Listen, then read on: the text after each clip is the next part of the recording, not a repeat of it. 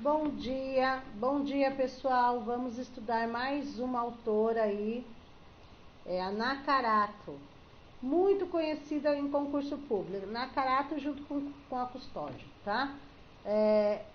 Muito conhecida em concurso público, ok? Mas na área da matemática, tudo bem? O livro é esse que está aí para vocês visualizarem. O nome do livro, O Desenvolvimento do Pensamento Algébrico na Educação Básica. Foi disponibilizado o livro eletrônico também. Elas disponibilizaram, compartilhando propostas de sala de aula com o professor que ensina ou ensinará matemática, tá? Então, já inicia o livro, né, o pensamento, falando a respeito de ensinar a álgebra na educação básica.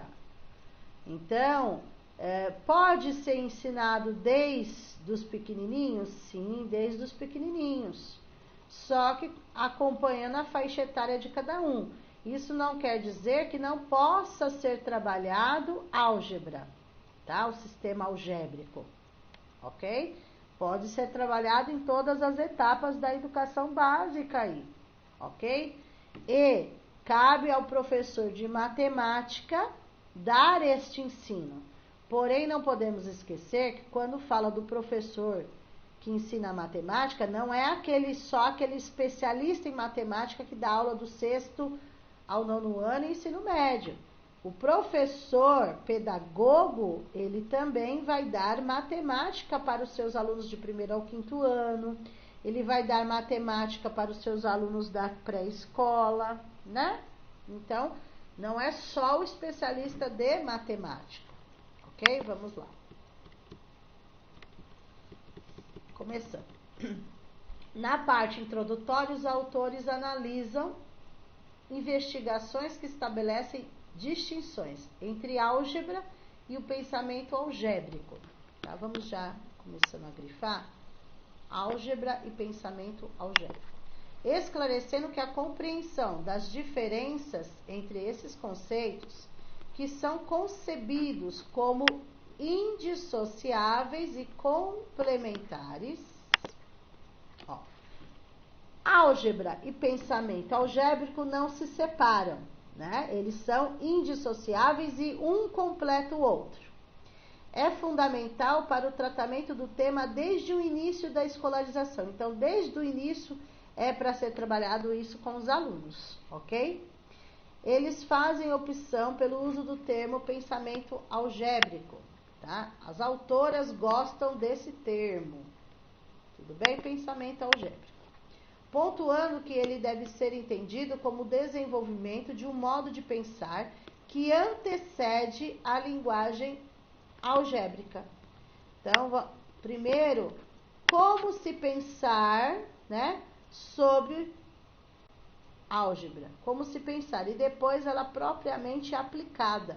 Então, aqui seria primeiro pensar no conceito. Veja, este conceito, este termo de pensamento algébrico antecede a álgebra, antecede a linguagem. Então, digamos assim que nós temos que ter um letramento da álgebra, pensamento de álgebra, onde eu vou aplicar a álgebra. Então, ter esse pensamento para depois saber o propriamente dito, né?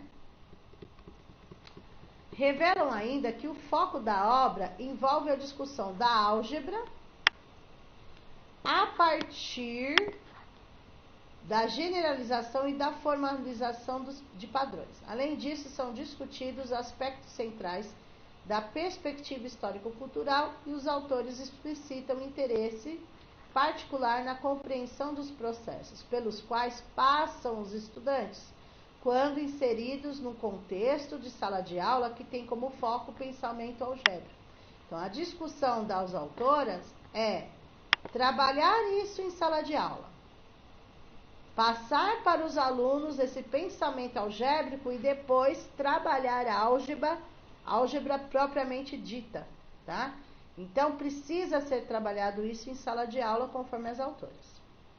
A discussão do papel da palavra e da linguagem no desenvolvimento do pensamento contribui para que eles justifiquem a opção pela organização dos alunos em grupos e a valorização das interações entre os estudantes. Então, elas falam que seria interessante e importante quando for trabalhar o pensamento algébrico ou propriamente a concepção da álgebra, né? Trabalhar organizando os alunos em grupos, tá? Para que eles possam interagir entre si. Seria muito interessante trabalhar essa parte da matemática dessa forma. Aí é citado também, no livro dela, ela também cita o Vygotsky. Por quê? O conceito de zona de desenvolvimento proximal, que é do Vygotsky, é discutido e possibilita aos autores afirmar que a instrução escolar deve promover aprendizagens como forma de proporcionar o desenvolvimento dos estudantes. Então, conforme ela pesquisou sobre Vygotsky, ele fala sobre a zona de desenvolvimento proximal, do ZDP, que é a distância entre o real e o potencial. Então, aquilo que os alunos sabem, onde eles podem chegar e vice-versa, tá? Eles apontam a intencionalidade, então precisa, para que o aluno aprenda a álgebra, aprenda o pensamento algébrico, precisa ter uma intenção do professor. O professor precisa preparar atividades intencionais, ter ações intencionais para que isso aconteça. Então, eles apontam a intencionalidade do trabalho pedagógico como primordial no processo de ensino, implicando a necessidade de que o professor tenha clareza dos objetivos a serem alcançados. Por isso, precisa ser intencional, né? O professor precisa ter clareza dos objetivos a serem alcançados e o professor precisa ser o mediador deste processo, ok? O aluno vai construir o próprio conhecimento, porém o professor é o mediador deste processo. Ele tem que ter intenção, objetivo a alcançar. O pensamento algébrico, segundo os autores, não se constitui em repetição de técnicas, mas envolve a percepção de generalizações e de regularidades em diferentes situações. Dessa forma, eles defendem que as tarefas devem ser desafiadoras, outra palavra-chave. Então, trabalhar álgebra é preparar exercícios, atividades desafiadoras, inserindo o estudante em um contexto investigativo e criando um ambiente de diálogo, ok? Para que tenha sucesso. A partir da elaboração de conjecturas, justificativas, argumentações e contra-argumentações. Então, o professor, para ensinar álgebra para esses alunos, primeiro, o professor tem que preparar atividades intencionalmente, objetivo a conquistar, o professor tem que ser mediador, deve fazer atividades, tarefas desafiadoras, precisa abrir esse contexto investigativo, criar um ambiente de diálogo para que isso ocorra, tá? Vem aqui junto com a mãe para você não cair, vem. Deita aqui junto comigo. Tá bom, tá. Vale destacar que a contextualização das atividades, outra palavra-chave, a contextualização das atividades, das tarefas, que são disponibilizadas na obra é muito bem concatenada com a faixa etária, respeitando cada faixa etária. Então, vai trabalhar álgebra? Vai. Em todas as séries? Sim. Claro que facilitando, dificultando em cada série, acompanhando a faixa etária de cada aluno, né? A qual elas são destinadas. Associados à apresentação de cada uma delas, são expostos os objetivos, o tempo estimado, o material necessário e também o tópico intitulado Vivências em Sala de Aula, no qual um professor faz uma narrativa do desenvolvimento da proposta no contexto escolar. Lembrando, precisa ter o quê, gente? precisa haver um planejamento, né? O planejamento tem que ser intencional. Dentro desse planejamento, precisa verificar o objetivo, o tempo, materiais que serão utilizados para fazer a tarefa. O leitor deve observar atentamente esses comentários, tendo em vista que expõe de forma profícua percepções dos alunos, intervenções realizadas, avanços alcançados, bem como dificuldades encontradas pelos estudantes e também pelo docente na condução do trabalho. Então, o professor, ele vai estar atento a tudo isso, né? Então, tem a percepção do aluno, tem a intervenção realizada pelo professor, tem que ser verificado os avanços que os alunos alcançaram, assim como as dificuldades que foram encontradas, ok? Tudo tem que ser analisado para, a partir daquele momento, o professor poder rever o planejamento, rever as suas tarefas. A primeira parte da obra é escrita por Giancarlo Giovanelli de Camargo, Juliana Bagni, Marjorie Samira Ferreira Bolognani e Selene Coletti. Então, assim, são autores citados que contribuíram, né, com a obra da Nicarato, ok? Tem por alvo a abordagem do tema na educação infantil. Ou seja, vai trabalhar álgebra na educação infantil? Sim. Mas como? Respeitando a faixa etária deles, é a coisa básica, né? Diante da constatação, então vai trabalhar? Vai, respeitando a faixa etária. Diante da constatação de que as crianças desde cedo são capazes. Por que vai trabalhar isso desde a educação infantil? Porque já foi constatado que as crianças desde cedo são capazes de perceber regularidades, estabelecer generalizações. As autoras buscam investigar características das tarefas com o propósito de contribuir com o desenvolvimento do pensamento algébrico no início do período da escolarização. Então, seria um letramento da álgebra aí, né? Eles podem não ser alfabetizados, ou seja, eles podem não saber álgebra ainda propriamente dita, mas eles vão ter um pensamento da função social, né? Do que eles vão usar isso, enfim. Retomando a análise da perspectiva histórico-cultural, elas identificam potencialidades em propostas que exploram o aspecto lúdico e a imaginação na infância. Recorrem de forma pertinente e esclarecedora aos trabalhos de Alexei Nikolaevich Leontiov, né? O Leontiov é famoso, que foi um dos colaboradores mais próximos do Vygotsky.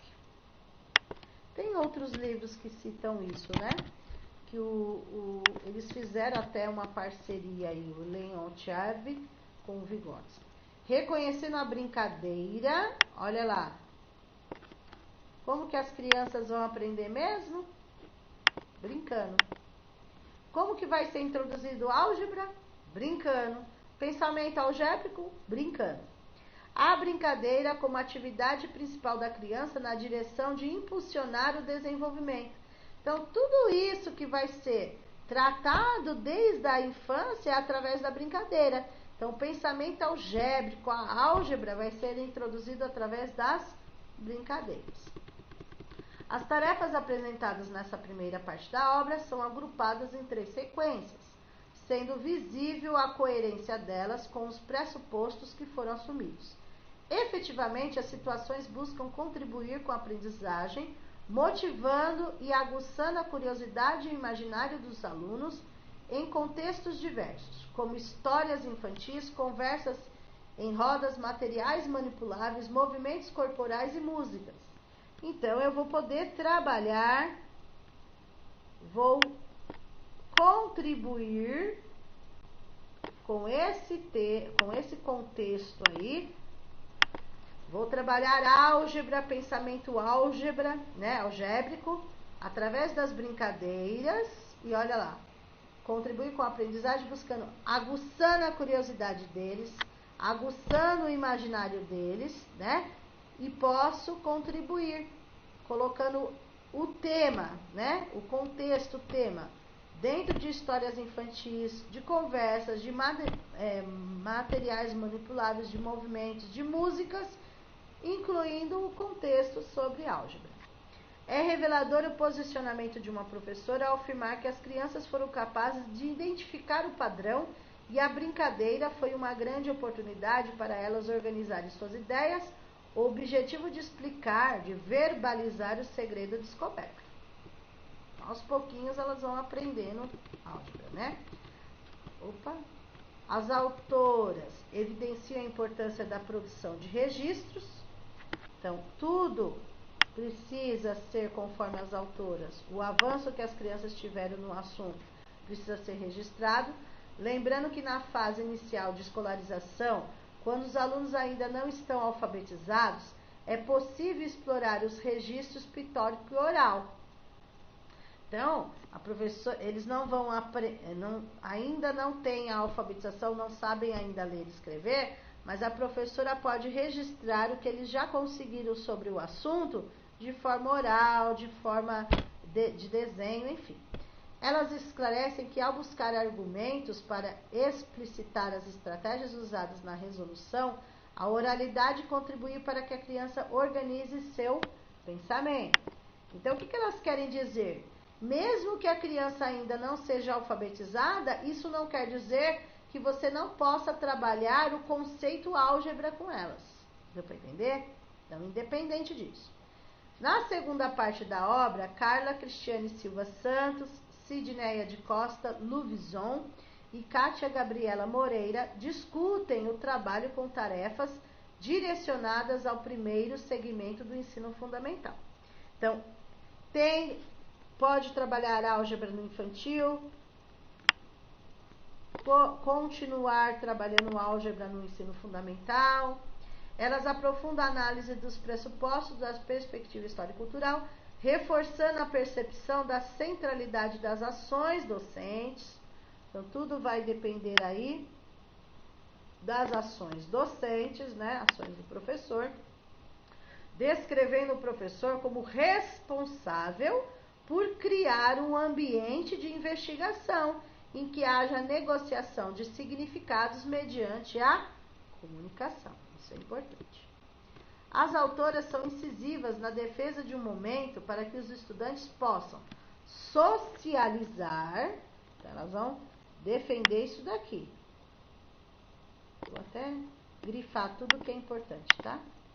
As autoras são incisivas na defesa de um momento para que os estudantes possam socializar as estratégias que usaram na resolução das tarefas. Elas afirmam que a proposta potencializa a aprendizagem ao permitir o compartilhamento de argumentações e a validação ou refutação de hipóteses. Sugerem ainda que o professor elabore uma síntese coletiva com os alunos a partir das várias ideias que emergiram. Ou seja, o resultado, as estratégias que os alunos utilizaram para conseguir chegar naquele resultado, na finalização da tarefa, conforme as autoras, é necessário que sejam compartilhadas, argumentadas, né? Olha, fulano, né? Joãozinho, explica para a sala como que você conseguiu chegar nessa solução, nessa resolução. Aí ele vai argumentar, ele vai mostrar, né? Fazer a troca, a interação com os outros alunos, enfim. As tarefas que compõem a segunda parte são agrupadas em dois eixos. O primeiro, percepção de irregularidades, explora essencialmente o reconhecimento de padrões e regularidades em sequências repetitivas e recursivas. E o segundo, pensamento relacional, envolve generalizações aritméticas. Vale mencionar que algumas situações têm um caráter mais aberto, possibilitando a identificação de diferentes regularidades e contribuindo para ampliar as discussões. Os relatos apresentam os avanços das crianças que gradativamente puderam ampliar o vocabulário e se mostraram mais capazes de fazer generalizações, identificar regularidades, usar conhecimentos adquiridos para resolver outras tarefas. O texto também alerta que a construção do pensamento algébrico ocorre ao longo período. Olha lá, a construção do pensamento algébrico ocorre a longo período e que nem todos os alunos chegam às mesmas conclusões simultaneamente.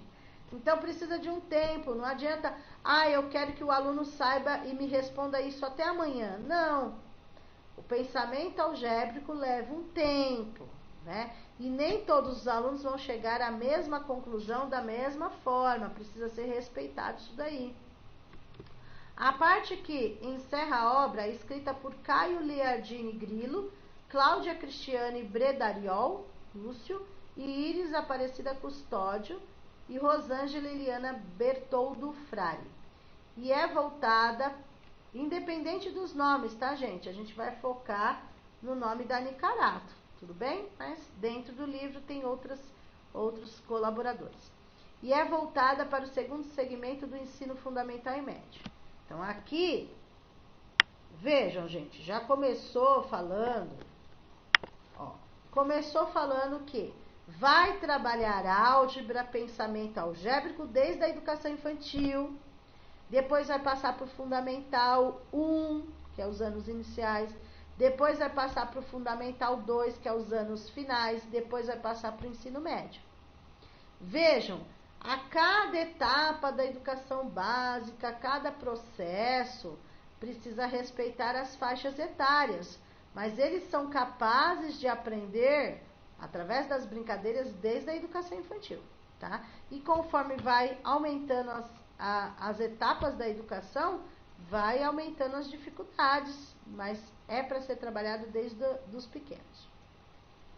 Mantendo a consonância com os pressupostos teóricos assumidos nas partes anteriores e apoiados nos estudos de Vygotsky, tá? Então, ela continuou citando aqui o Vygotsky, ok? Que fala da ZDP, né? Zona de Desenvolvimento Proximal. Os autores reforçam a perspectiva do professor como agente. Então, o professor, ele é um agente responsável por elaborar problematizações em sala de aula. O professor é responsável por trazer esses desafios para os alunos a respeito do assunto. Eles pontuam que o desenvolvimento humano ocorre a partir das relações interpessoais, né? O Vygotsky já fala que o indivíduo se desenvolve a partir das interações, né? Ratificando a defesa de um trabalho direcionado para que os alunos possam compartilhar pensamentos e experiências com os colegas. Ou seja, através do que, segundo o Vygotsky, que ele coloca? Interações, tá? Isso se chama interações. Vamos lá. Continuando. Os autores também evidenciam que o professor deve estimular os estudantes a produzirem registros escritos, não apenas das respostas, mas também das estratégias utilizadas. Ou seja, os autores deixam essa dica para que os professores peçam aos alunos não só a resposta, mas sim quais as estratégias usaram para chegar naquela resposta. Tá? Registrem. Eles reforçam a percepção das potencialidades da socialização das resoluções. Então, socializar com outros colegas, né, as resoluções, compartilhar com os outros colegas, que tenha, registros escritos dos alunos, não só das respostas, mas das estratégias utilizadas, tá? Alertando para o fato de que os estudantes podem apresentar alguma forma de resistência inicial na exposição de suas ideias. Então, a início, os estudantes vão ter uma certa resistência, depois eles vão acabar fazendo, conforme os autores. Principalmente se não são acostumados com essa dinâmica. Então, tudo é questão de treino, de prática. Cabe ao professor promover esse momento e incentivar a participação dos alunos, tá? Então, tudo recai ao professor aí. São apresentadas 10 sequências de tarefas, contextos variados nessa terceira parte da obra. O uso de sequências figurativas com apelo ao aspecto visual é amplamente empregado e algumas situações exploram a articulação entre sequências numéricas e generalizações com o estudo das progressões aritméticas ou geométricas. Então, o estudo dessas progressões aritméticas ou geométricas, e uma das coisas que vai ajudar é as sequências figurativas, né? Os desenhos aí vão ajudar. Há também tarefas que buscam estabelecer relações entre as variáveis de uma função, contribuindo dessa forma para o desenvolvimento do pensamento funcional. Uma análise global da obra acena para a possibilidade de tecer alguns comentários. O texto proporciona um olhar sobre a álgebra escolar. Então, a álgebra na escola, que ultrapassa a visão tradicionalista. Então, assim, para ensinar álgebra hoje na escola, conforme as autoras, não pode ser de uma forma tradicional, para eles realmente aprenderem e ter um significado conforme as autoras. Por quê? Essa visão tradicional está associada à repetição de técnicas e procedimentos, e que pouco tem contribuído para o desenvolvimento do pensamento algébrico. Então, elas são contra trabalhar a álgebra escolar de uma forma tradicional, porque a forma tradicional está associada à repetição, não faz com que eles pensem, né? Não faz com que eles desenvolvam um pensamento algébrico, tá bom? Além disso, tem um caráter inovador ao trazer... peraí um pouquinho. Tá. Além disso, tem um caráter inovador ao trazer situações para o uso em sala de aula desde a educação infantil. Então, não pode ser trabalhado de forma tradicional, e sim ter um caráter inovador, desde a educação infantil.